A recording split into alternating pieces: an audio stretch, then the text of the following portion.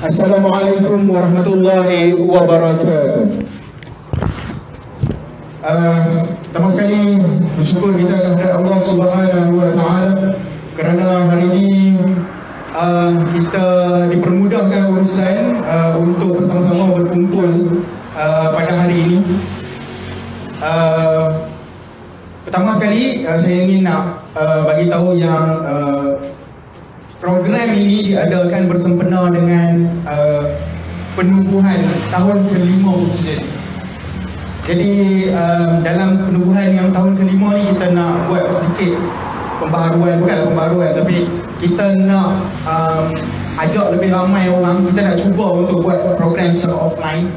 Sebenarnya kita dah mula daripada petang tadi yang mana kita ada sesi jualan buku, dua buku yang ditulis oleh saudara Talal Rosabi ataupun dalam nama beliau Muhammad Rozaidi, iaitu buku Hikayat Syaitan Gagap yang telah dicetak untuk kali kedua, dan juga buku Zimam, juga cetakan yang kedua. Untuk pengetahuan semua, kepada anda yang berada di sekeliling ataupun sekitar Seberang Jaya, sekitar Pematang Pauh, anda masih lagi boleh datang ke sini. InsyaAllah makanan masih banyak. Kami jemput untuk anda bersama-sama dengan kami pada malam ini. Dan juga kalau anda berminat untuk dapatkan buku ni, kita ada ready stock. Tuan-tuan boleh datang dan dapatkan buku ni sementara stok masih ada. Okey?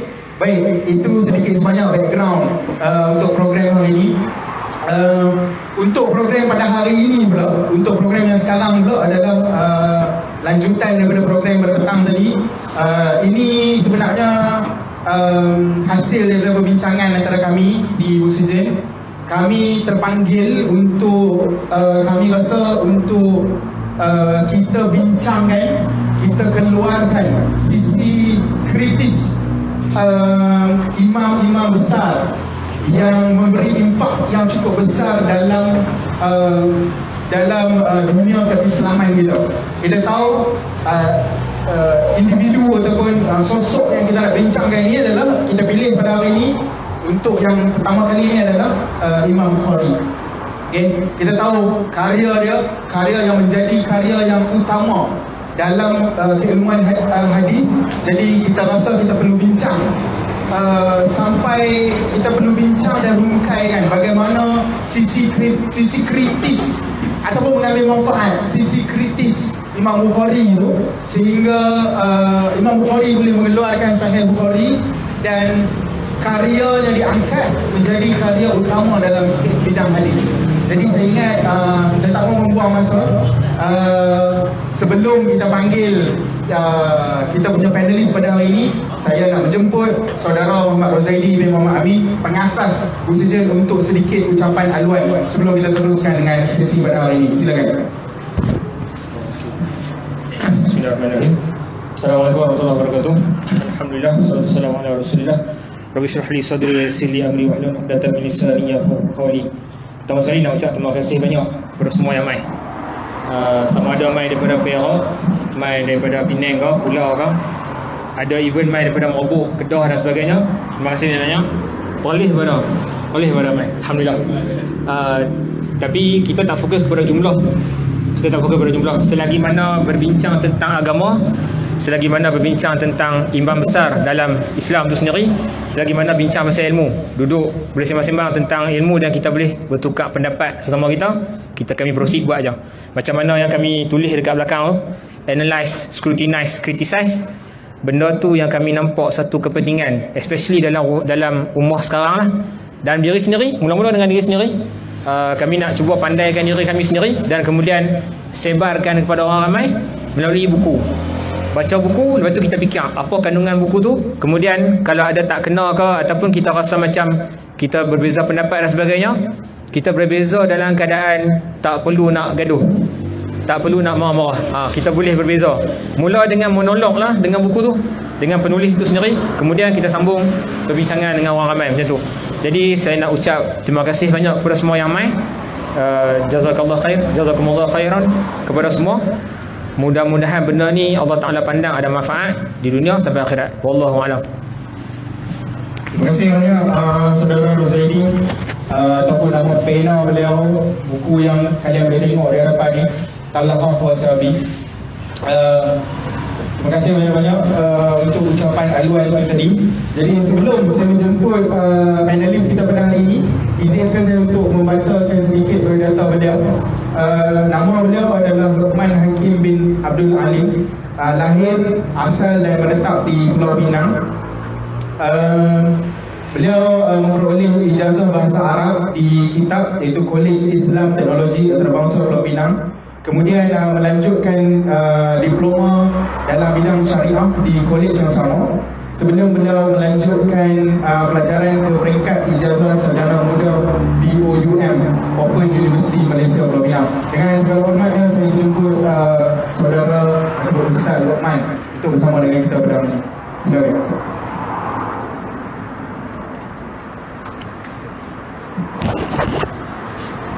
Boleh tahan ni? Ya? Boleh tahan? Boleh tahan. Boleh tahan, insyaAllah. Okey, terima kasih Ustaz kerana sudi bersama-sama dengan kita pada hari ini. Jadi saya ingat tanpa membuang masa lagi, saya akan serahkan floor ni. Tapi okey, sebelum saya nak serahkan floor ni kepada Ustaz Luqman, saya ingin ingatkan kepada kalian yang berada di ruangan DM Kitchen dan juga sesi live. Di DM Kitchen, saya harapkan satu soalan at least, terutama yang jauh daripada Perak tu. At least sekalian yang datang pada hari ini, insyaAllah ada satu soalan untuk kepada panelis kita, bertanyakan soalan untuk kita nak at least supaya semua orang dapat manfaat hasil daripada soalan tu. Dan soalan di online juga kita akan ambil perhatian dan insyaAllah kita akan tanyakan kepada Ustaz Luqman nanti. Sesi ini akan berlangsung begini. Kita akan mulakan dengan sesi penerangan dulu berkenaan dengan Imam Al-Bukhari daripada Ustaz Luqman. Seterusnya sedikit soalan daripada kami penganjur, yang soalan yang kami sediakan, dan seterusnya baru kita buka soalan kepada floor kepada kalian yang berada di sekitar DM Kitchen dan juga soalan online. Okey ya? Macam tu rule dia, okey ya? Baik, macam tu tanpa membuang masa saya menyerahkan floor ni kepada Ustaz Luqman. Silakan Ustaz.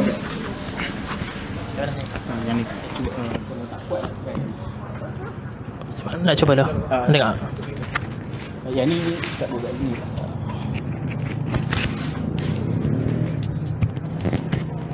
Okey. Okey. Boleh dengar? Yang ada kat sini boleh dengar. Yang kat sini boleh dengar kot. Yang di live. Okey. Baik. Bismillah, alhamdulillah, wassalatu wassalamu ala rasulillah wa ba'd. Al-Imam Al-Bukhari, saya rasa satu nama yang semua orang kenal lah. Kita biasa dengar hadis riwayat Sahih Bukhari, ini pandangan Imam Bukhari. Tapi siapa dia? Hidup lagi ke? Ada ke? Macam mana ni? Maka kita mulakan dulu dengan biografi beliau sebelum kita pergi ke sisi kritis beliau. Baik, beliau lahir pada tahun 194 Hijrah di Bukhara, dekat dengan Uzbekistan. Nama sebenar beliau bukan Bukhari, nama dia Muhammad bin Ismail bin Ibrahim bin Mughirah bin Bardizbah. Moyang dia yang kelima ni asalnya penyembah api, orang Majusi. Dan dia kekal lah sampai dia wafat tu menyembah Majusi. Dan Mughirah bin Bardizbah ni dia masuk Islam. Dia masuk Islam hasil daripada dakwah ataupun dorongan daripada orang Yaman, daripada keturunan Ju'fi. Maka dia digelar dengan gelaran Ju'fi lah. Dan ayah Imam Al-Bukhari ni Ismail bin Ibrahim ni anak murid pada Imam Malik bin Anas. Imam yang empat tu Imam Malik bin Anas, ayah Imam Bukhari ni. Baik, ayah dia ni orang ada-ada, orang kaya. Cuma ayah dia meninggal masa Imam Bukhari masih kecil lagi. Jadi dia dibesarkan dengan asuhan ibu dia semata-mata. Dan ketika umur dia, sebagai riwayat kata dalam 7 tahun tu Imam Bukhari dia jadi buta. Asal celik tiba-tiba buta. Maka ibu dia ni rasa sedih sangat. Dia selalu berdoa lah, doa-doa agar kembalikan penglihatan anak dia. Alhamdulillah satu malam tu dapat celik semula. Dan dia mula menghafaz hadis ni ketika umur 10 tahun. Umur 11 tahun ni dia hadir satu majlis yang diajar oleh Syekh Ad-Dakhili.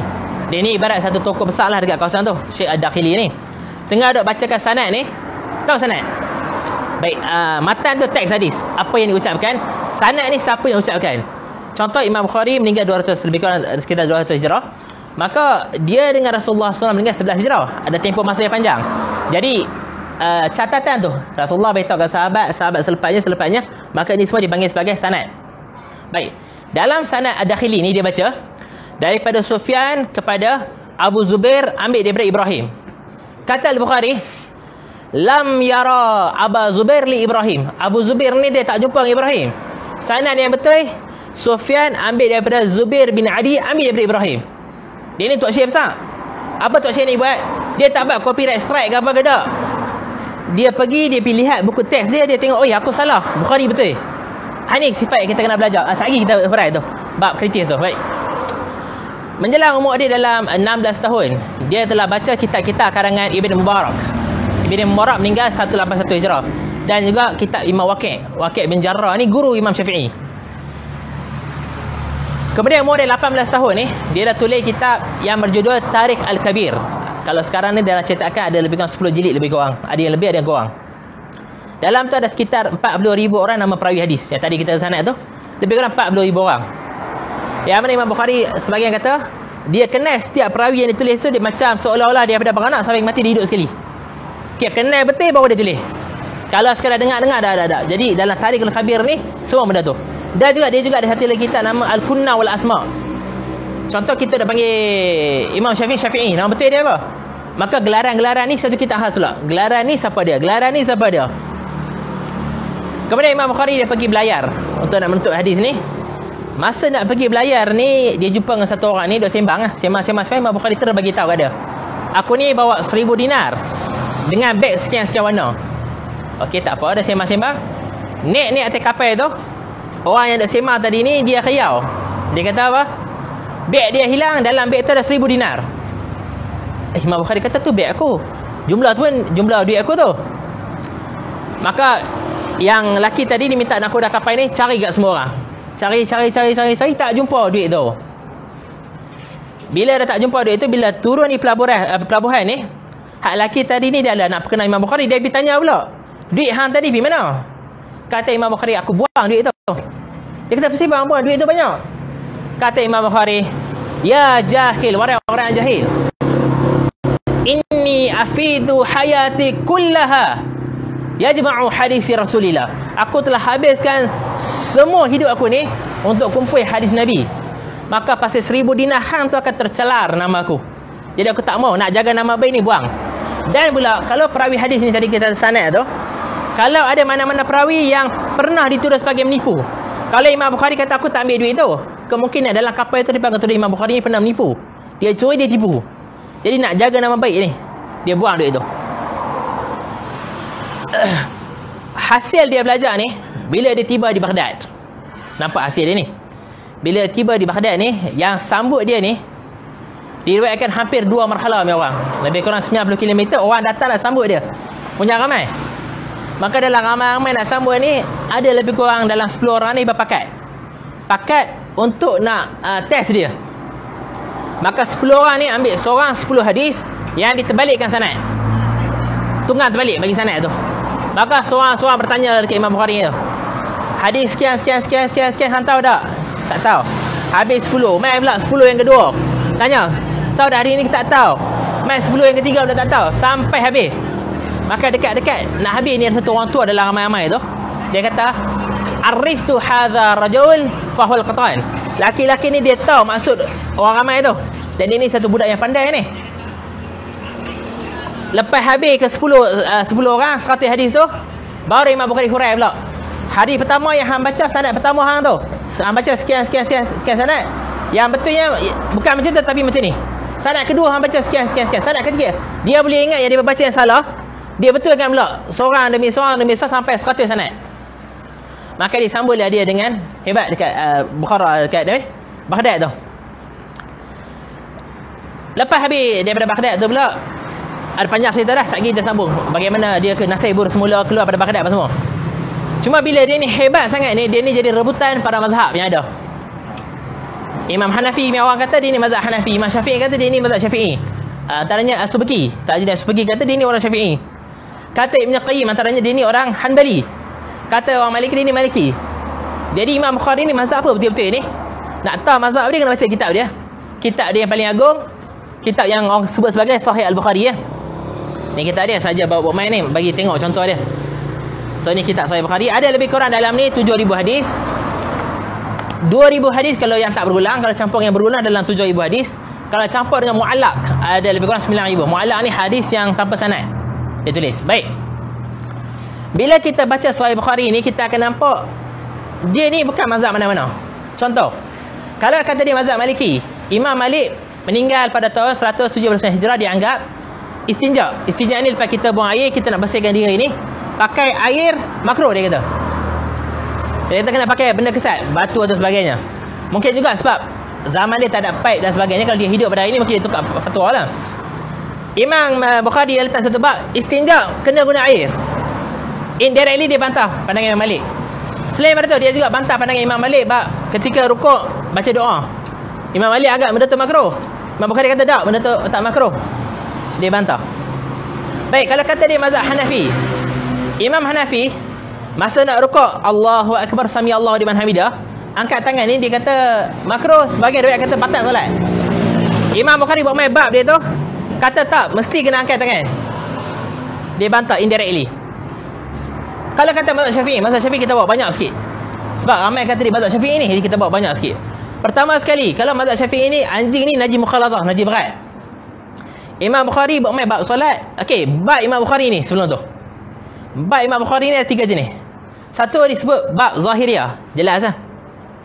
Contoh dia beritahu solat sebahagian daripada iman, jelas. Satu lagi bab berkaitan dengan masjid. Dalam tu ada hadis yang tak berkaitan. Ataupun dalam kitab ilmu dia akan buat main satu bab orang berilmu lebih utama daripada orang lain. Hadis yang dia buat main tu hadis berkaitan dengan Abu Bakar menjadi imam solat ketika Rasulullah sakit. Apa kaitan? Tak nampak pasal ilmu apa pun. Rupanya nak bagi tahu Abu Bakar ni orang yang berilmu, yang sangat berilmu, bukan kata berilmu saja. Sebab tu dia layak menggantikan Rasulullah menjadi khalifah. Jadi bab dia tu buat orang fikir. Yang ketiga dia tulis bab saja. Tajuk tak ada, bab hadis. Hak ni ada 2 pendapat. Satu kata dia mencabar para pembaca Sahih Bukhari untuk letak bab. Pendapat kedua kata tak, ini adalah sambungan pada bab. Contoh kalau kita buat tesis ada nombor 1, 1.1, 1.2, maka 1.1, 1.2 ni bab tu saja. Baik, dalam bab masjid ada beberapa bab selepas tu, antaranya bab anjing masuk ke masjid.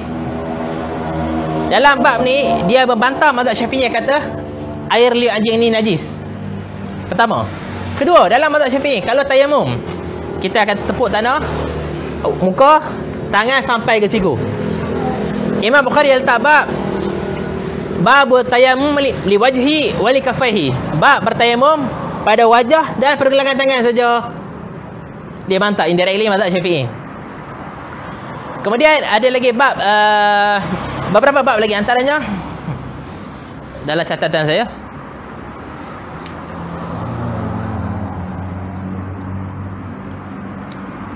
Bab mengenai perbezaan solat orang lelaki dengan perempuan.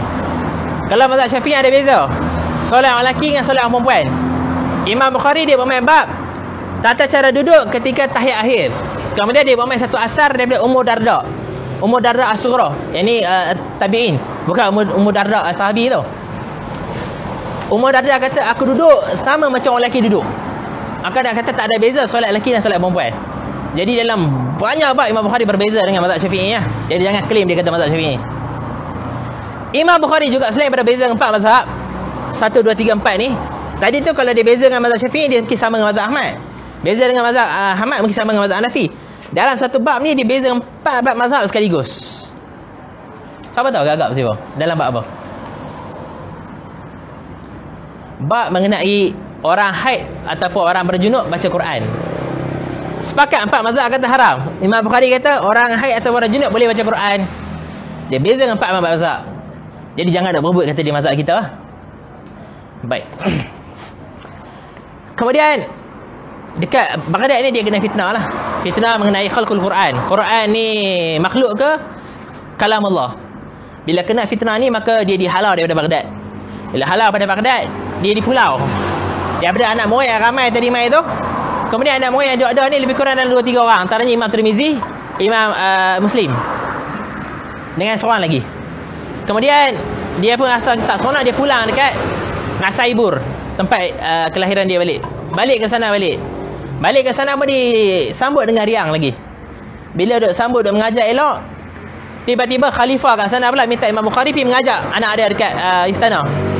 Imam Bukhari kata tak, anak-anak belajar, mai majlis aku. Kena halau lah. Saya pasal dengan khalifah pula. Kena halau pula. Dan kemudian beliau wafat pada tahun 256 Hijrah. Baik. Sisi kritis dia. Mungkin kita tak perasan daripada awal. Saya cerita dulu sirah dia. Kita nak ambil daripada ibrah daripada tu. Pertama sekali, umur dia 11 tahun, dia kritis. Sebelum tu, masuk kritis. Bila sebut kritis ni, maksud dia tidak menerima sesuatu dengan begitu saja. Dia akan timbang tara dulu. Ini dalam Kamus Dewan, muka surat 831. Edisi keempat tahun 2010. Jadi dia tak terima dengan begitu saja. Bila Dakhili kata, sanad perawi ni sekian. Dia tak, dia tu syekh besar. Dia betul, dah. Dia tak terima. Dia kata yang betul dah lagu ni. Kemudian ketika dia tiba di Baghdad tu. Tiba di Baghdad ni, orang buat mai pelbagai riwayat ni. Dia tahu, dia pandai nak test aku. Dia hurai satu persatu kesalahan mereka. Kemudian dalam bab tarajim dia, selain pada bab fiqh, dia juga kritik Murji'ah. Dia tak apa kritik kepada Murji'ah, tak. Dia ni bahasa orang tinggi, dia cakap kiasan dia faham. Contoh, Murji'ah ni satu aliran yang berpendapat bahawa ibadah dengan iman tak ada kena-mengena. Hang boleh buat maksiat, iman hang statik je. Tak ada kaitan dengan iman. Murji'ah. Jadi mereka kata orang solat ke tak solat ke tak ada kaitan dengan iman. Maka Imam Bukhari buat as-salatu minal iman. Bab solat sebahagian daripada keimanan. Bukti hang beriman kena solat. Dan Murji'ah berpendapat iman tu statik, tak naik tak turun. Imam Bukhari buat bab al-iman yazid wa yanqus. Iman tu naik dan turun. Jadi dia bantah banyak aliran tak betul dengan bab tarajim dia. Sebab tu orang kata nak kenal Bukhari, baca tarajim. Sebab tu ada sebagian ulama menghurai Abwab al-Tarajim al-Bukhari seperti Maulana Zakaria al-Kandahlawi. Dia hurai kenapa bab ni apa kaitan dengan hadis ni? Bab ni apa kaitan dengan hadis ni? Bukan kata kaitan dengan hadis, kaitan dengan sanad. Walaupun Imam Bukhari berguru dengan Imam Ahmad. Imam Ahmad bin Hanbal meninggal pada tahun 241 Hijrah. Guru Imam Bukhari, tapi dia tak ikut mazhab Ahmadi. Imam Bukhari juga mengambil belajar dengan Al-Humaidi. Humaidi ni anak murid Imam Syafi'i. Kalau buka dalam Sahih Bukhari hadis pertama ni, dia akan sebut hadatsana Humaidi. Tapi dia tak ikut mazhab Syafi'i. Imam Bukhari juga belajar dengan Abu Muhammad Abdullah bin Yusuf Al-Qa'nabi, anak murid Imam Malik. Al-Qa'nabi ni nanti kita hurai bab dia je. Biasa cerita dia. Masalah Al-Qa'nabi ni. Tapi dia tak ikut mazhab Maliki. Kalau hadis kedua dia akan mai hadatsana Abdullah bin Muhammad an Malik an Hisham bin Urwah an abihi an Aisyah. Tapi dia tak ikut mazhab Maliki. Kemudian dia juga berguru dengan Isa bin Rahuyah. Isa bin Rahuyah yang anak murid kepada Ibn Mubarak. Ibn Mubarak ni anak murid kepada Abu Hanifah. Jadi dia boleh kata dia berguru dengan semua tokoh-tokoh ni, tapi dia tak ikut mana-mana tokoh, dia ada pandangan dia sendiri, ijtihad dia sendiri. Sisi kritik dia yang seterusnya kita boleh lihat adalah pada atas kapal tu, yang orang tu dia nak ambil duit. Dia tahu dah dia ni kata duit dia hilang, dia nak tuduh aku. Bila dia tuduh aku, apa konsekuensi yang akan datang. Jadi dia buang siap-siap. Dia ni orang yang fikiran jauh. Dan juga Imam Bukhari ni, kalau dalam fiqh ni dia ada satu subjek usul fiqh. Usul fiqh ni nak menyatakan hukum solat ni apa, wajib ke sunat. Kenapa kata wajib? Apa dalil yang mewajibkan solat ni? Dia ada usul fiqh lah, cara istimat hukum. Dalam Sahih Bukhari ni, kalau Imam Syafi'i ada Ar-Risalah asing, Ar-Risalah asing. Imam Bukhari tak. Dalam Al-Bukhari ni juga, kalau kita baca, kita akan jumpa, hak ni dia nak isbatkan hujah pertama Al-Quran, hujah kedua hadis, kemudian ijma', kemudian kias. Dan dia tak terima semua kias. Dia antara orang yang sedikit keras nak terima kias. Kemudian dia juga ambil pandangan sahabi, pandangan tabi'in. Antara pandangan tabi'in dia ambil adalah daripada Ummu Darda tadi tu, yang kata solat lelaki dengan perempuan sama. Dia Ummu Darda as-Sughra, wanita tabi'in. Jadi usul fiqh dia adalah bab terjemah Bukhari tu. Jadi dia ni bukan kata fiqh lah, semua bidang dia boleh. Dan juga kata Ibnu Hajar Asqalani, dia kata kalau nak puji ni Imam Bukhari ni, tak cukup kertas kita nak tulis, tak cukup napai kita nak menapai ni, nak puji dia ni. Pujian dia terlalu hebat. Bila dia datang ke Baghdad, orang kata inilah ketua dalam fiqh telah hadir ke Baghdad. Ada kata dia ni lebih alim daripada Imam Ahmad dalam fiqh. Ada kata dia ni sebanding dengan Imam Malik dalam fiqh. Pujian ni melambung kat dia, tak cukup kertas nak tulis kalau pujian untuk dia. Dan dia ni satu cerita. Dia pergi belajar dengan Adam bin Iyash. Belajar. Fa'akhartu nafaqati. Bekalan dia habis. Nak makan tak ada bekalan, tapi duduk biklah lagi. Hatta sartu akal hashishul ar. Sampai aku terpaksa makan rumput. Apa yang Imam Bukhari dia dapat setelah buat semua tu? Dia pulang ke Bukhara, kena halau, kena pulau. Akhirnya dia mati terbuang. Sampai orang nak sebut hadatsana Bukhari pun orang takut. Kalau sebut hadatsana Bukhari ni orang tak terima.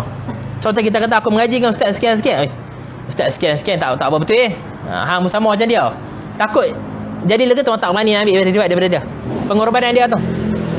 Pengorbanan dia telah menghasilkan satu kitab yang berjudul Sahih Bukhari ni Jadi ada banyak benda yang kalau kita baca sekali tu mungkin tak faham. Mungkin kita kata Imam Bukhari ni tak kerti fiqh apa. Nampak lega tu? Kalau baca sekali lega tu. Tapi kalau kita baca dengan syarahan Ibnu Hajar, baca dengan syarahan Maulana Zakaria, baca dengan syarahan-syarahan lain, kita rupanya kita ni yang lekeh, bukan Imam Bukhari tak fakih. Jadi Imam Ibnu Hajar yang meninggal pada tahun 852 Hijrah, dia telah buat satu pengorbanan. Imam Bukhari dah korban, tak makan, kena buang apa semua, hasilkan kitab-kitab. Ibnu Hajar ni dah korban, jelaskan semua kandungan kitab tu dah. Tinggal kita je nak berkorban, nak baca atau benda tu. Baik, itu je secara ringkas. Baik, saya buka untuk ruangan soalan. Apa saja soalan? Silakan. Naik tu. Okey. Itu sedikit penerangan lah daripada Ustaz Luqman berkenaan dengan ni. Mungkin boleh check kalau ada soalan daripada penonton sementara kita ambil soalan ni. Okey, ni soalan daripada kami lah di penganjur. Ustaz Luqman, bila kita cakap pasal Imam Al-Bukhari, kita tahu yang dia bukan berasal daripada kota Mekah dan Madinah. Dia tak duduk kat situ kan. Jadi apa iktibar yang kita boleh ambil daripada dia tak asal daripada situ, tetapi tahap keilmuan dia diangkat sampai dia Sahih Bukhari ni dijadikan bahan rujukan utama. Apa yang mendorong dia, apa yang membantu dia untuk dia menjadi lebih kritis dan menghasilkan karya yang seperti ini? Apa pandangan Ustaz Luqman lah untuk ini? Baik, pertama sekali asalnya dalam Sunan Sita ni tak ada seorang pun berasal daripada Mekah Madinah, melainkan Imam Malik seorang je. Abu Daud daripada Sijistan, dekat-dekat India apa semua tu. Jadi tak ada pun. Baik. Pertama sekali Imam Bukhari dia hasilkan karya kritis Sahih Bukhari ni. Dia bagi tahu hafiztu alfan hadisin sahihan wa mi'atan alfan hadisin sahihan wa mi'ataini halfan hadisin ghairan sahihan. Aku hafal ni 100,000 hadis sahih, 200,000 hadis yang tak sahih. Tapi dalam Sahih Bukhari ni dia ada dalam 7,000 lah. Dalam Musnad Ahmad ada 60,000 lah. Hak lain di mana? Baik, bila imam dulu sebut 100 hadis, bukan 1 hadis, 2 hadis, 3 hadis, 4 hadis, 5 hadis tak. Satu hadis kata ada 5 sanad. Mereka kira sebagai 5 hadis. Hal ini dijelaskan oleh Asyuyuti yang meninggal pada tahun 911 Hijrah dalam kitab Targhib ar-Rawi. Jadi bila kata, orang kata Imam Bukhari pun tinggal sampai 1000 hadis, dah. Dia tak tinggal banyak. Baik. Kemudian apa yang membuatkan dia kritis? Dia lebih, pertama sekali penulisan dia ni arahan daripada Ishaq bin Rahuya. Dia kata kumpullah satu kitab yang tulis hadis sahih aja. Yang kedua, dia juga mimpi. Ada banyak riwayat, ada banyak versi di mimpi. Ada kata ada lalat datang kat Rasulullah dihalau. Ada kata riwayat dia kipaskan Rasulullah. Dia pergi tanya apa maksud mimpi dia. Maka orang jawab dia akan asingkan hadis sahih dan hadis yang tidak sahih. Baik. Kekritisan dia pertama kita lihat guru yang dia belajar tu siapa dia. Tak, guru yang hebat ni biasa hasilkan anak murid yang hebat. Imam Syafi'i guru dia siapa? Imam Malik.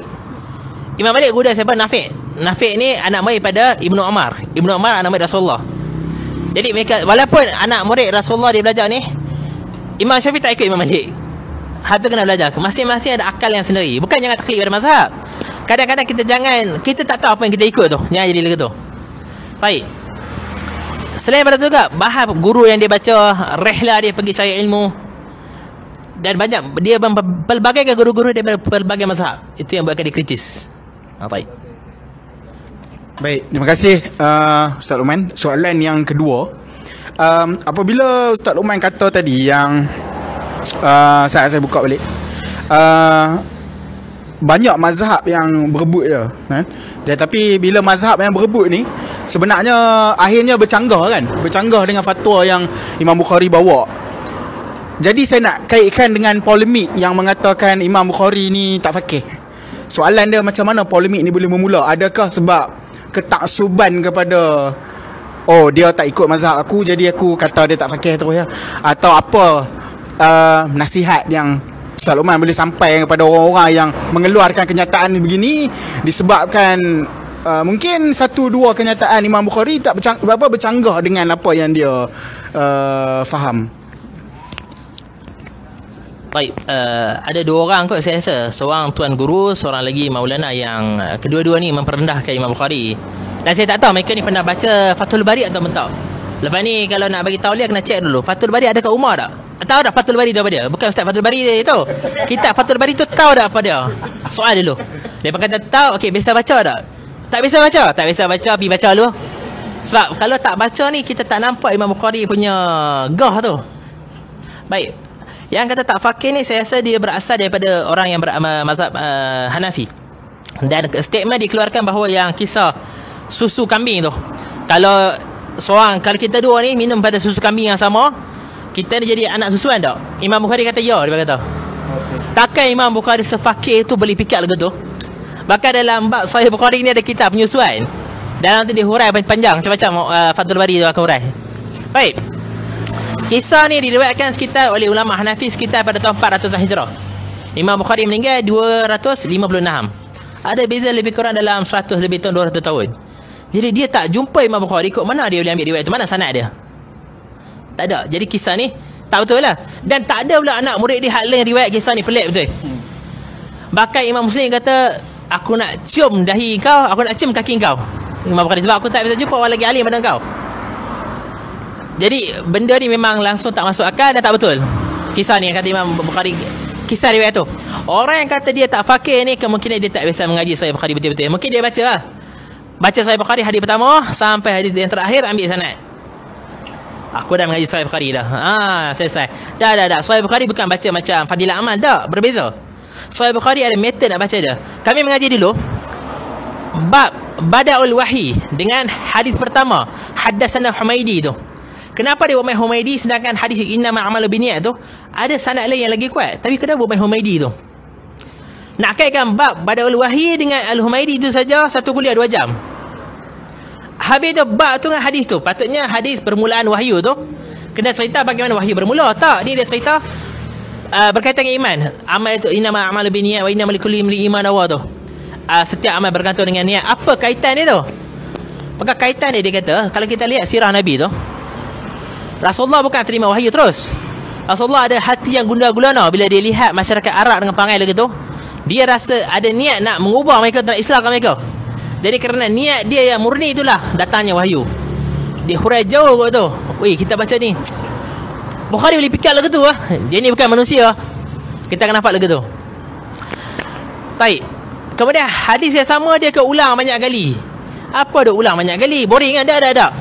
Dia ulang dengan bab ni, hadis ni, hadis ni boleh guna untuk banyak hukum.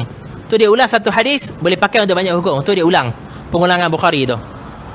Jadi orang yang kata dia lekeh ke ataupun yang tak tu, saya rasa pendengar ni dia kena jadi cerdik sikit, orang yang dengar tu. Bila kata dia lekeh tu boleh buktikan tak kenapa dia lekeh. Kalau dia lekeh ni takkanlah daripada utara ke selatan, timur ke barat semua nak puji dia, nak gunakan kitab dia satu dunia. Dan kalau dia lekeh, kenapa para mazhab dah berebut dia ni? Kalau dia lekeh patut kita kena buang dia. Jadi orang yang kata ni mungkin dia yang selekeh. Baik. Baik, terima kasih. So nasihat dia adalah kena simpan kitab Fathul Bari lah. Kitab Fathul Bari sebelum tu kita mengatakan bahawa Imam Al-Bukhari ni dia tak faqih kan. Saya rasa sebenarnya kita kena ambil iktibar lah daripada apa yang Ustaz Luqman cakap tu. Sebelum kita nak meletakkan seseorang yang menjadi rebutan, dia bukan taksub tau. Kita berada dalam satu line kan, kita tak taksub tau. Tapi sebelum kita nak kata seseorang tu tak faqih dan sebagainya, malah dia sudah menjadi rebutan ramai banyak pihak. So kita kena mendalami lah ilmu sebelum kita nak mengeluarkan kenyataan-kenyataan yang seperti itu. Okey, Ustaz Luqman, saya ada personally saya ada dengar lah beberapa asatizah yang mensyarahkan ataupun cerita pasal banyak bab lah, tapi salah satu yang saya ada dengar macam statement yang mengatakan ada lebih kurang kalau ikutkan beberapa hadis lah, saya tak ingat lah berapa tadi Ustaz Luqman pun ada kata jumlah hadis yang dia tak ada sanad. Okey, mungkin Ustaz Luqman boleh cerita sikit lah, sebenarnya ada tak ataupun dia bagi tahu tak apa sebab hadis yang tak ada sanad dia dimasukkan. Mungkin orang macam kami bila kata hadis tak ada sanad boleh ke pakai, jadi macam mana dari sudut hadis yang tak ada sanad tu diamalkan, dan bagaimana orang awam ingin menerima itu mengikut syarahan ulama yang sekarang lah yang mensyarahkan Sahih Bukhari lah. Silakan Ustaz. Baik, terima kasih.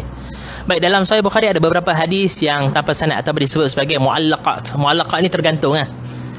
Jangan terkejut dengar istilah Arab ni, weh. Ustaz ni pandai dah. Saja bahasa Melayu kami tukar bahasa Arab sikit lah. Tak ada apa.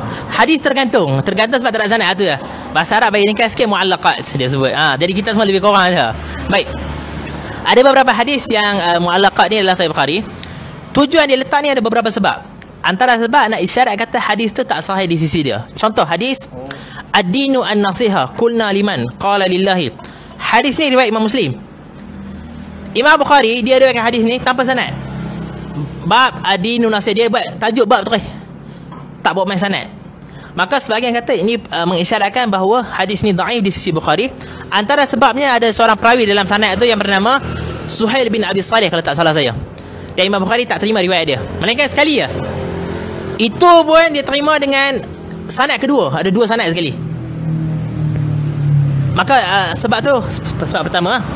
Sebab kedua, dia nak letak tajuk pun dia nak pakai hadis Nabi kadang. Nak letak tajuk, daripada letak tajuk kata-kata kita, dia letak kata-kata Nabi, kata-kata tabi'in atar sahabat ni. Yang kedua. Yang ketiga, dia nak menyatakan itu pendapat dia. Dan dia buat main asar tabi'in apa semua ni, dan itu dia tak buat main sanad. Dan kadang-kadang kalau kita cek sanad dia dalam Sunan Abi Daud, sebab kadang sanad sahih. Cuma Imam Bukhari ni dia punya syarat sahih ni lain. Kalau syarat sahih ni dia ada 4 atau 5 lah. Pertama, ittasala sanaduhu, bersama sanad. Yang kedua, rawiyatun dhab atau rawiyatun siqah, diriwayatkan daripada perawi yang dhabi atau siqah. Yang ketiga, wala syazza wala illah, tidak ada syaz pelik, tidak ada illah, tak ada cacat pada hadis tu. Imam Bukhari ditambah yang kelima satu lagi, subutul liqa, mesti kena jumpa, ada bukti mereka dua berjumpa baru diterima riwayat tu. Maka ketat sikitlah syarat riwayat dia. Jadi mana-mana hadis yang didaifkan oleh Bukhari tak semestinya daif lagi, kadang boleh jadi sahih. Tapi mana-mana hadis yang didaifkan oleh Ibnu Hibban, mana-mana hadis yang disahihkan oleh Ibnu Hibban dan sebagainya, boleh jadi daif. Mereka ni ada 3 metod. Pertama, mutasyaddid, Bukhari, Yahya bin Ma'in apa semua ni, mereka ni ketat. Nak sahih ni cukup susah. Kemudian yang kedua, pertengahan. Yang ketiga ni disebut mutasahilin. Mutasahilin mudah-mudah mensahihkan, seperti Ibn Hibban dan sebagainya. Bagi Ibn Hibban kata sahih, kena cek dulu. Al-Hakim kata sahih, kena cek dulu kita. Baik, itu. Baik, terima kasih Ustaz. Itu sedikit sebanyak penerangan kenapa beberapa hadis yang disebut sebagai muallaq kata. Muallaq tergantung kan. Saja try cakap Arab kan. Ustaz kata Ustaz kata apa, tak apa, jangan takut. Walaupun bercakap bahasa Arab, hari ni kita semua sama je insya-Allah. Baik. Kita ada lagi soalan yang memang kami simpan lah. Bukanlah apa soalan kami lah yang penganjur. Cuma sebelum kita nak tengok kalau ada soalan online, saya nak membuka ruang kepada semua yang ada di sini, sesiapa sahaja, untuk bertanyakan soalan yang insya-Allah kita akan minta Ustaz Luqman cuba jawab setakat kemampuan lah kita lah kan. Jadi nak tanya kepada sesiapa yang ada soalan, boleh mulakan dulu. Ada dulu? Baik dulu? Ada? Orang lain dulu? Sila, siapa? Ada? Sana ada? Bang ada? Kalau ada, boleh ni dulu. Ada? Abang ada soalan? Tak ada? Ada? Adi? Ada Adi? Sila. Main. Bagi dia luar, dia bos. Okay, bismillahirrahmanirrahim. Sebenarnya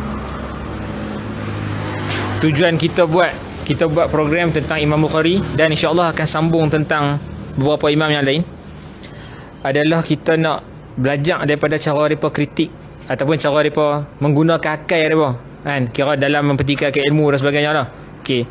Cuma permasalahan dia sekarang ni, satu, kesetaraan antara kita dan imam yang disebutkan tu, yang kadang-kadang membuatkan kita macam kita tak faham macam mana dia reach to that conclusion. Okey, tapi kita ada semangat macam dia. Kita ada semangat macam imam-imam yang berkhidmat kepada agama kita ni. Soalan dia sekarang ni, macam mana kita nak balancekan dua-dua benda tu? Dalam kita nak menangani contoh karya-karya hak ada sekarang. Sebab kadang dia ada dua ekstrim. Satu, overconfident. Dia overconfident sampai tahap macam tadi, Imam Bukhari pun dia kata tak fakih. Itu overconfident. Dan ada yang kata sebenarnya Imam Bukhari ni banyak ada silap dan sebagainya. Satu overconfident lah. Satu lagi, dia terlalu kata aku tak boleh, aku memang tak tahu apa, aku memang kalau jumpa ustaz apa-apa pun aku kena terima je. Sekiranya nak minta petua daripada Ustaz Luqman, macam mana kita nak balancekan kedua-dua ni, supaya kita tak ekstrim lah. Itu Faham soalan, cuma takut jawapan antum tak faham. Kalau kita lihat ni, ada kat mana pakai ada dua. Satu yang lebih sudu dari kuah, satu lagi sudu pun tak ada kuah ya. Benda ni daripada zaman dulu ada. Kalau kita lihat contohnya yang kisah kata Imam Bukhari yang tak fakih, pasal kisah minum susu unta, susu kambing tu. Kisah tu diriwayatkan berikutan lagu tu ya, tanpa ada anak murid yang fikir kritis. Dia riwayat kitab tu 400 Hijrah. Sampai ke hari ni orang guna pakai.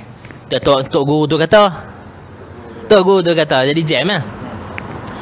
Ada juga tolak totally terai. Tok guru kata tak boleh pakai, aku nak hadis Quran je. Dua-dua ni bermasalah. Jadi wa kadzalika ja'alnakum ummatan wasata, kami jadikan kamu umat pertengahan. Baina ghuluw wa tafrid, antara melampau-lampau dan juga antara buat tak tahu. Jadi jadilah umat pertengahan ni. Kadang nak nasihat susah sebab satu orang tu dia memang dia ada install software dia macam tu. Jadi sukar kita nak boleh buat, tapi sukar. Setengah lagi dia tak mau software langsung. Dia kira dia sendiri virus dah. Okay, dia tak mau antivirus, dia sendiri dah virus. Jadi tu pun sukar. Sebab sekadar kita boleh kata kalau dia nak berubah, pertama sekali Allah tak jadikan kita untuk sembah manusia sebagaimana kata-kata dalam sirah tu. Nabi telah keluarkan kita min ibadatil ibad ila ibadati rabbul ibad. Nabi Muhammad telah keluarkan manusia daripada sembah manusia kepada sembah Tuhan kepada manusia, daripada zaman kegelapan kepada zaman cahaya. Jadi jangan kita sia-siakan benda tu. Jadi cubalah fikir dan banyak akan membaca. Baca ni luaskan pembacaan kita. Walaupun berbeza aliran, nak baca silakan. Cuma kita kukuhkan dulu asas kita. Quran, tafsir, kita tahu sebab sedikit. Sekali dia kata tak wajib solat, kita pun betul juga kot lah. Dah. Kukuhkan dulu asas yang kita ada ni. Lepas tu nak baca apa silakan. Jadi itu je lah. Terima kasih Ustaz Luqman. Itu sedikit peringatan kepada individu-individu yang mungkin kuah dia terlebih daripada sudu, ataupun dia sudu pun tak ada tapi kuah dia banyak. Sudu tak ada tapi kuah dia banyak. Mungkin Pak Di boleh tengok dulu kalau ada soalan daripada penonton yang online. Sementara kita nak bagi ruang kepada rakan-rakan di sekitar DM Kitchen ni. Untuk anda yang berada di talian, mungkin lambat dah lah kalau anda nak datang ke DM Kitchen ni. Tapi kalau nak main makanan ada lagi lah. Kalau main nak makan, insyaAllah boleh main lagi. Boleh sertai kami lagi lah. Untuk pengetahuan anda, sebelum saya nak sambung pada orang lain punya soalan, insyaAllah sesi minda kritis ni insyaAllah tak berhenti kat sini. Mungkin sesi-sesi yang seterusnya kita akan rancang sesi minda kritis dan membincangkan berkenaan dengan individu lain pula. Mungkin Ibnu Taimiyah ke? InsyaAllah ya, mungkin mungkin apa salahnya kan? Mungkin kita nak bincangkan lebih, nak bincangkan fatwa-fatwa beliau yang kontroversi dan sebagainya. Ada soalan ke? Ada teks aku ke apa? Oh, ada kat sini. Okey. Disebabkan soalan tu dia tulis kat online, kita minta dia tanyakan soalan tu kat sini lah. Baik, seterusnya abang, ada soalan tak? Okay, Assalamualaikum warahmatullahi wabarakatuh pada ahli panel, moderator dan juga sahabat-sahabat di online lah dan juga yang hadir secara fizikal. Okay, baik. Soalan saya adalah Imam Bukhari ini adalah orang yang sangat dipuji dan sangat disanjung oleh orang pada zaman beliau dan juga sehingga kini. Jadi kita fahamlah bila orang-orang agama ni, bila pujian ni sebenarnya menjadi satu dugaan lah pada beliau. Jadi soalan ni adalah bagaimana Imam Bukhari ni boleh menjadi seorang yang hidupnya kekal membumi, masih berpijak pada bumi dan juga masih mengekal zuhud dia walaupun beliau adalah Jami'. Ini sampai Ibn Taymiyah kata apa? Laisa fil adimi tahta as-sama' al-kitab asal min sahih al-Bukhari wa Muslim. Tak ada di bawah langit ni kitab lepas Al-Quran ni yang lebih sahih pada Bukhari dan Muslim. Dan Imam Bukhari pun dia letak ni bukan semua hadis yang sahih. Dia kata, aku letak ni taraktu hadisin sahihan li akhsha li tawili. Aku tinggalkan banyak hadis yang sahih sebab aku takut jadi panjang sangat. Jadi dia pilih hadis-hadis yang terpilih je letak dalam tu. Baik, sahih, musnad, sahih, musnad. Jadi semua sanad dia bersambung. Jadi 8 syarat ni kena ada. Salah satunya adalah tentang mengikuti Rasulullah, tentang nasihat. Jadi dalam hidup ni kena selalu kita nasihati diri kita dan mencari nasihat yang ada ni. Baik, itu je. Baik, terima kasih Ustaz Luqman. Terima kasih untuk soalan tersebut Abang MJ. Soalan ada lagi yang di sekitar ni? Ada soalan bang? Okey, boleh. Silakan bang. Nazli, tolong kan.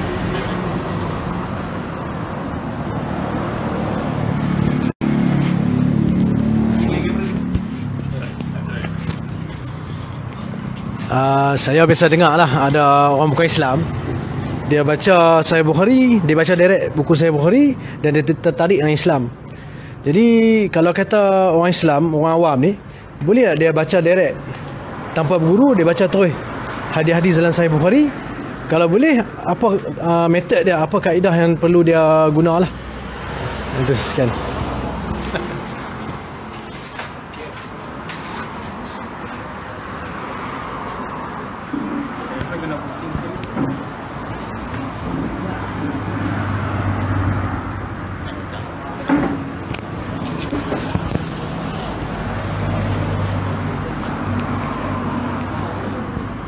Baik, soalan bagus daripada Abang Zamri kita. Ada yang menyatakan bahawa orang bukan Islam baca Sahih Bukhari dan tertarik kepada Islam. Dan kita sebagai orang yang memang ada Islam je ni, nak baca Sahih Bukhari terus boleh ataupun tak? Saya pun heran sebab ramai kata tak boleh belajar tanpa guru, nanti sesat apa semua. Orang bukan Islam baca Quran, baca terjemahan Quran ni masuk Islam. Baca Sahih Muslim, baca masuk Islam. Kita tak boleh, nanti sesat. Kita pun heran. Ahwat hak sesat boleh jumpa kebenaran, hak yang ada kebenaran takut kesesatan ni. Baik, pertama sekali nak baca Sahih Bukhari boleh tak? Boleh, tak ada masalah. Cuma bila jumpa benda yang kita rasa macam hak ni macam pelik sikit lah. Hak ni awak macam tak kena. Sahih Bukhari bab dia ni dengan ni macam tak kena. Awak hadis ni ada cerita benda macam agak sekali pandang macam mengarut sikit. Sebab kadang-kadang Bukhari method ni dia buat hadis bukan benar. Dia akan cut hadis separuh. Jadi kalau bila jumpa dengan benda macam tu, sama ada kita ada rujukan kita, kitab Fathul Bari dan sebagainya. Kalau tak ada, kita ada orang yang kita boleh rujuk. Jadi kalau ada macam tu boleh baca, tak ada masalah. Kalau tak ada pun boleh baca, yang mana tak tahu skip dulu lah. Skip dulu, tinggal baca hak mana kita tahu dulu. Baik, itu aja jawapan saya. Cuma saya nak tambah sikit hasil daripada soalan abang tadi. Maksudnya, okey, kalau yes kita memang boleh baca lah kalau ada terjemahan ke apa kan. Tapi mungkin alat-alat yang membantu, apa cadangan Ustaz Luqman supaya bila ada seseorang tu dia tertarik nak baca Sahih Bukhari ke ataupun kitab-kitab lain lah, tapi terutama yang kita tengah bincang sekarang Sahih Bukhari lah, apa kemahiran ataupun alat yang sepatutnya dia master dulu at least, atau apa ni sebelum dia nak sentuh Sahih Bukhari, ataupun at least dia boleh baca bahasa Arab pun dah boleh dah. Sebab yalah kita tengah cakap pasal kritis kan Ustaz. Jadi kadang-kadang ada orang yang diambil, lepas tu jadi konteks pemahaman hadis tu jadi lain pula kan. Jadi apa alat yang sesuai, alat untuk dia memahami supaya dia faham hadis tersebut selari dengan kefahaman tabi'in dan juga selari dengan penjelasan Imam Bukhari itu sendiri. Baik, terima kasih. Pertama sekali, Sahih Bukhari ni dah diterjemahkan dalam hampir beberapa bahasa. Dah boleh dapatkan secara online atau offline. Ada apps dia, 9 kitab hadis ensiklopedia tu. Atau boleh beli terus ensiklopedia hadis, ada 9 jilid. Boleh beli terus dan boleh baca. Alat yang dia perlukan pertama, kena ada akal. Kalau dia baca ikut sembrono, dia buat jadi konten TikTok lah lagi. Imam Bukhari ni tak kerti apa. Tapi bila orang yang ada ilmu tengok dia kata dia ni tak kerti apa ni. Macam mana bila dia masuk dekat Baghdad orang test dia tu. Orang tak tahu apa, nampak Imam Bukhari tak tahu hari ni. Tapi tak baik. Kedua, dia kena boleh membaca dengan betul lah. Sebab ramai orang kita jawab dalam bahasa Melayu boleh tak faham. Yang ketiga, bila dia tak jumpa solusi, dia kena tahu dekat mana dia kena pergi rujuk. Antara yang dia boleh pergi rujuk adalah kitab Fathul Bari. Kitab Fathul Bari dah bagi penjelasan lengkap dah lah. Kalau dia kata mahal nak beli kitab Fathul Bari ni, yang Arab ada dalam 300-400 atau 400-500, yang terjemah dalam 1000 lebih, paling murah. Okey, mahal dia nak beli, maka dia boleh emailkan dekat mufti negeri yang dia duduk lah, senang sikit. Atau pergi pejabat mufti terus tanya, bawa kitab ni saya jumpa hari ni, saya faham lagu ni, betul tak kefahaman saya? Itu untuk orang awam lah. Sebab kalau dia nak rujuk ustaz ni syarah kot ni, ustaz tu syarah kot tu, dia rujuk mufti terus senang. Dia orang awam, maka mazhab ni mazhab mufti. Ataupun dia ada kerajinan lebih, dia boleh type hadis tu di mana-mana software Google dan sebagainya. Dia cari syarahan pada hadis tu berkaitan dengan dia. Boleh baca lah, jangan baca satu website terus kita pegang, baca beberapa website tengok dan kita fikir. Itulah beberapa cara yang ada, metod tak faham. Baik, terima kasih Ustaz untuk cadangan tu. Jadi boleh kalau kita nak baca Sahih Bukhari, tapi pastikanlah pertama alat yang paling utama Ustaz sebut tu akal tu. Yang tu yang sepatutnya lebih yang kita kena ambil dan faham lah. Supaya kadang-kadang kita tak membodohkan diri kita dan tak semudah-mudah mentidak fakihkan orang. Hasil daripada sedikit pembacaan kita, tambah-tambah pembacaan tu kita tak faham sebenarnya. Jadi penting untuk kita ada sifat tu lah. Jadi sebelum kita nak mungkin menutup sesi perbincangan kita pada hari ni kan, kita bajet pula sejam kan sebenarnya kan. So sebelum kita nak sampai ke sesi penutup kalau ada lagi tak soalan lain? Ada? Rupanya tadi tu ada bincang lah. Okey, silakan. Kami nak guling kan. Okay, bismillahirrahmanirrahim. Sembang dengan Abang MJ tadi. Contoh Al-Quran ni memang Allah Ta'ala dah jamin lah. Kata Allah Ta'ala jamin, kami yang turunkan Al-Quran dan kami akan menjaga dia. Okay, settle. Cuma sembang dengan Abang MJ tadi, Sahih Bukhari ni ditulis oleh Imam Bukhari rahimahullah. Dia kita kata tulisan manusia. Satu, apa jaminan dia? Apa jaminan terjaganya Sahih Bukhari ni? Itu satu. Yang kedua, saya suka relate dengan contohnya ada golongan yang dia memang suka dengan, ataupun kita kata taksub mungkin dengan Ibn Arabi. Bukan Ibn Arabi yang mazhab Malik ke? Yang tu. Bukan yang tu, tapi Ibn Arabi yang sufi falsafi ni. Sufi falsafi ni. Yang pro dengan Ibn Arabi sufi falsafi ni, ada yang guna hujah. Dia kata buku yang famous lah yang Ibn Arabi tulis tu, yang dikatakan dia mimpi ataupun diberi tulis oleh Rasulullah. Dia diklaim macam tu lah. Dia kata buku tu lama. Misalnya buku tu lama sampai sekarang, dia punya jarak masa daripada waktu Ibn Arabi sampai sekarang lama, dan buku tu terpelihara lah, so-called terpelihara. Jadi dia pun gunakan alasan kata lamanya jangka masa kitab tu sebagai bukti kitab tu betul.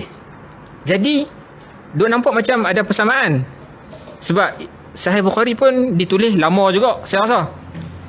Yang tu kalau macam kita relate Sahih Bukhari saja, kita boleh juga relate dengan Imam Nawawi rahimahullah yang kata setiap tempat, setiap masjid akan ada kitab dia.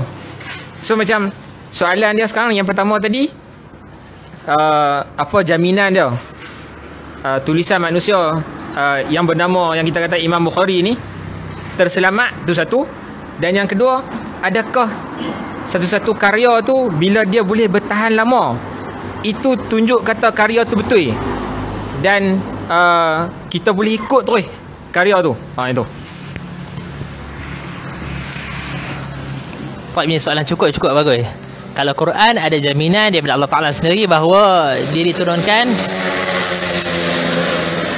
dan ia dijamin dipelihara. Hadis pula tak ada pula kata akan dipelihara kan. Sebenarnya kalau kita lihat ayat Quran tu, inna nahnu nazzalna zikra wa inna lahu lahafizun. Sesungguhnya kami lah yang menurunkan az-zikr. Bila sebut az-zikr ni, antara ulama antaranya Ibn Hazmin Al-Andalus yang meninggal pada tahun 456 Hijrah, dia kata termasuk juga az-zikr ni hadis Nabi, bukan Quran semata-mata. Pertama. Yang kedua, hadis ni dipelihara melalui sanad. Sanad ni apa dia? Sanad ni asalnya tak ada orang tanya sanad ni. Kata Ibn Sirin, lam yakun as'alu anil isnad. Kami tak pernah tanyakan sanad hatta waqa'atil fitnah, sampai berlaku fitnah. Fitnah ni pembunuhan Uthman.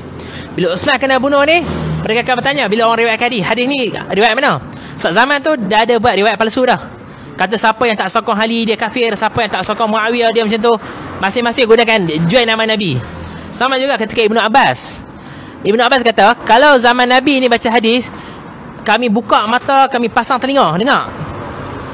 Hatta raqiban nasa bi za'b wa zalul, sehingga orang mula menunggang agama. Jadi tunggang agama ni Ibnu Abbas guna awal dah kata ni. Hatta orang tunggang agama ni, maka kami tak ambil hadis illa mimma ya'rif, melainkan orang yang kami kenal. Jadi begitulah sanad dipelihara. Ambil daripada siapa, daripada siapa, daripada siapa. Bahkan di Madinah tu kata Imam Malik, ada hampir puluhan orang yang mana mereka ni kalau minta doa turun hujan, turun. Betapa mereka ni abid. Tapi aku tak riwayat daripada mereka, sebab mereka ni bukan ahli dalam periwayatan hadis. Mereka tak tahu mana sahih, mana dhaif, tak terbeza. Jadi dia dipelihara, maka kritikan pada setiap perawi itu akan diikut. Dan dia buat sekecil benda, hatta dia menipu satu hadis, kemudian dia kata aku dah bertaubat dah, tak ada terima dah. Sebab kemungkinan taubat dia pun ditipu. Hadis dia boleh tipu, takkan taubat dia tak boleh tipu. Maka tak ada terima terus dah hadis dia. Maka dipelihara lah hadis tu melalui sistem persanatan dia. Yang mana saya kata tak ada lah, dekat Ibnu Arabi lagi tak ada lah. Bahkan kalau lihat Ibnu Arabi, Sufi apa semua ni, mereka ada satu kata-kata yang sebab kita dulu aliran tu. Jadi ada satu kata-kata yang saya tak apa ingat. Dia akan kata antumu ruya mimma yamut, kalian diambil riwayat daripada orang dah mati, Rasulullah meninggal dah. Wa nahnu jarwi mimma hayyil la yamut, kami ambil riwayat daripada hidup tak akan mati, daripada Allah Ta'ala terus. Jadi kami dengan apa ni beza lah. Baik. Kelamaan kitab tu menandakan ia betul, itu tak betul. Sebab Bible lagi lama. Tapi dalam Bible ada banyak kontradik yang kita jumpa, banyak perbezaan, bahkan ada banyak versi. Maka lama bukan jadi hujah. Kebenaran tu kita akan nilai satu persatu kebenaran dia. Maka barulah kita menilai apakah benar atau betul statement tersebut. Allahu a'lam. Baik, terima kasih Ustaz Luqman untuk jawapan yang sangat baik ya. Akhirnya kita kena ingat balik kan. Dia panjangnya, berapa lamanya kitab tu tak menjadi ni lah. Tak menjadi apa ni, kekuatan atau hujah untuk kata kitab tu benar kan. Jadi online ada lagi soalan? Ataupun tuan-tuan yang berada di DM Kitchen, ada lagi soalan? Ada lagi soalan tuan-tuan? Daripada sebelah sana? Ada soalan tuan Syazwan? Ada soalan ke? Kalau ada sila. Bila lagi kan? Okey, ada soalan tuan? Sila. Kok ada tersimpan hati kau. Okey, daripada sebelah sini tak ada apa. Okey, baik. Saya nak menutup sesi perbincangan ini dengan saya nak membuka satu soalan yang saya sendiri dan Pak Di rasakan soalan ni sesuai untuk kita tanyakan sebagai soalan kesimpulan. Macam tadi Ustaz Luqman ada kata ada tambahan kriteria untuk Imam Bukhari mensahihkan satu hadis. Satu. Yang kedua, ayat Al-Quran tadi menjaga jaminan kepada hadis. Now, this question is, soalan dia adalah, soalan yang saya simpan dan soalan ini menjadi asas kenapa kami buat sesi ini sebenarnya. Soalan dia adalah kenapa Imam Bukhari? Kenapa Imam Bukhari? Kenapa soalan ni bukan mempetikai tau. Dia soalan dia bunyi je kuat, suara je kuat, tapi bukan mempetikai. Soalan ni kenapa Imam Bukhari? Adakah disebabkan kriteria tambahan tadi? ataupun ada ciri-ciri lain, ataupun disebabkan semua mazhab berebut dia ke, yang menjadikan karya dia kadang-kadang orang cakap macam ni tau, bagi-bagi hujah, bagi-bagi hadis. Tu hadis Bukhari tau, tu apa muttafaq alaih tau. Dia macam nak abang kata, kalau aku cakap Bukhari ya, kira aku memang hang tak boleh kata apa dah. Hang tak boleh kata apa dah. So soalan tu yang duduk dalam kepala otak kami, yang kami simpan, kenapa Sahih Bukhari? Kenapa semudah-mudah tu macam kita boleh kata, aku sebut ni hadis Sahih Bukhari tau. So sampai ke tahap itu. Mungkin Ustaz boleh jadikan soalan tu sebagai kesimpulan untuk membuka pemikiran kita semua, dan at least kita semua ada bawa balik something lah daripada sesi ni. Kenapa Imam Bukhari, kan? Baik, silakan Ustaz. Baik, terima kasih. Kenapa Imam Bukhari bukan Imam Muslim ke Imam Ahmad ke siapa, kan? Dan kalau kita lihat, setiap imam tu ada sisi kritis mereka yang tersendiri. Sebab tu dia jadi hebat lah. Antara kata tanya saya kenapa Imam Bukhari, pertama, ada kata-kata yang menyatakan laulal Bukhari walal Muslim. Kalau Imam Bukhari tak ada ni, Imam Muslim tak ada. Sebab Imam Bukhari ni guru Imam Muslim ni. Dan kalau kita baca Sunan At-Tirmizi, bila sebut Sunan ni, kitab yang disusun berdasarkan bab fiqh. Bukan tu, okey. Imam Tirmizi dalam kitab dia akan banyak, dia akan sebut kata Su'ila Abu Abdillah. Abu Abdillah ni kunyah kepada Imam Bukhari. Kunyah ni biasa untuk anak, ada anak sulung, baru kunyah dipanggil. Kalau nisbah ni berdasarkan tempat. Kalau lakab ni tugasan dia. Lakab Imam Bukhari Amirul Mukminin fi hadis, ketua dalam hadis. Nisbah dia Al-Bukhari, ya. Baik, apa nama ni, Imam Tirmizi dia akan beritahu, aku tanyakan hadis ni kepada Abu Bukhari, Abu Abdillah, Su'iltu Muhammad bin Ismail. Tiga-tiga dia akan guna nama dia. Maka Imam Tirmizi ni banyak merujuk dia, menjadikan dia hebat satu lah. Kemudian Imam Bukhari ni beza dengan Imam Muslim. Imam Muslim dia buat main hadis, dia tak letakkan bab. Hadis 1, hadis 2, hadis 3, hadis 4, hadis 10, hadis 100. Bab apa tak ada, kosong. Yang letak bab ni antaranya Imam An-Nawawi letakkan bab untuk hadis tu. Imam Bukhari pula, fiqh dia tu, ketajaman otak dia tu, dia tunjuk kat bab dia. Lebih sikit lah. Nak kata lebih tu dah lah, dia ni kelebihan dia lain. Kelebihan Muslim ni, dia nak cabar pembaca dia untuk letak bab. Hebat letak bab, hebat sangat letak bab, tengok. Dan juga Muslim yang tujuan hadis ni, dia nak ajarkan perawi. Dia akan buat main satu hadis dengan 2-3 perawi dengan nama lain-lain. Contoh, Hadatsana Zuhri, Hadatsana Ibnu Syihab. Kita ingat orang lain dah ada. Ibnu Syihab kunyah pada Zuhri ni, yang meninggal pada tahun 125 Hijrah. Jadi itu perbezaan dia. Imam Tirmizi ada cara dia, metod dia. Kemudian Imam Bukhari ni kelebihan dia daripada kecil. Kalau kita lihat tu, dia boleh tegur Syekh Ad-Dakhili. Dakhili ni orang hebat. Dan kat sini kita belajar dua benda. Pertama sekali, kita kena berani kritis. Kedua, kita kena terima kritikan orang. Yang kedua mungkin susah sikit, tapi hari ni kita nak belajar terima. Sebab syekh yang besar tu pun boleh terima. Budak kecil umur 9 tahun tegak dah. Jadi dia start daripada umur 9 tahun, dia ada ciri-ciri nak kritik orang. Dia dah ada pemikiran kritis, tidak menerima sesuatu dengan begitu sahaja. Dia timbang dulu sesuai dengan minda kritis kita. Belajar kita ni. Baik, terima kasih Ustaz Luqman untuk jawapan tersebut. So akhirnya kita semua faham lah, kan, kenapa. Dan yang lebih penting tu, dalam kita nak mungkin menggelarkan, mungkin kami lah Abu Sejen, kami ambil sebagai iktibaran. Mungkin kami claim kata kami paling analyse, paling scrutinize, paling criticize lah antara semua orang. Tapi akhirnya kami kena standby lah untuk dikritik. Dan insyaAllah kami memang terbuka lah untuk menerima kritikan, insyaAllah. Beli buku beli buku, kritiklah sepuas-puasnya. Sebab kalau anda penulis, anda pun mungkin akan dikritik. Dan mungkin ada orang banyak kami untuk kritik. Okey, baik, itu saja. Pertama sekali, sebelum kita akhiri sesi live ni yang kita akan akhirkan, yang kat sini insyaAllah nanti kita sambung lagi lah. Sesi yang lebih penting, iaitu makan.